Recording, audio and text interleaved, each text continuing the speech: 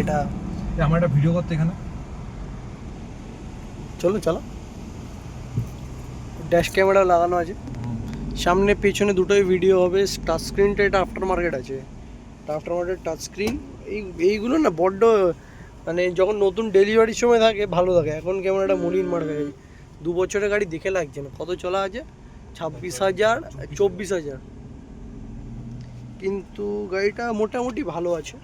Frameless wiper লাগিয়েছে, ফরচুনারের মতো এই লাইটটা সরি লাইট, আয়না, পেছনের সিটগুলো একদম নতুনের মতো। পেছনে কেউ বসে না বুঝলে, যা চাপে দুজনে চাপে। পেছনের জায়গাটাও আছে, কিন্তু যখন গাড়ি চালায় মনে হয় না জানলা খুলে চালায় গাড়ি। কেন? পেছনে ওপরটা একটু নোংরা লাগে। 2 বছরের গাড়িতে রুফটা কখনো নোংরা অতটা হয় না। গাড়ি চালিয়েছে কম, স্টিয়ারিং র্যাপটা মনে হয় নতুন করিয়েছে না। 28,000-এর ওয়ারেন্টি আর হয়নি। আর গিয়ার লিভারটা বোঝা যাচ্ছে না। 4টে পাওয়ার উইন্ডো, সেরকম টপ মডেলের ফিচার্স কি সেরকম কিছুই নেই। কিন্তু পাওয়ার উইন্ডো, মিউজিক সিস্টেম, আর কিছুই নেই।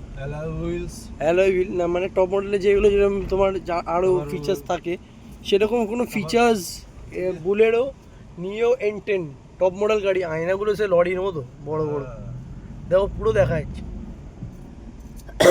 শুধু গাড়িটাতে একটাই আছে টান।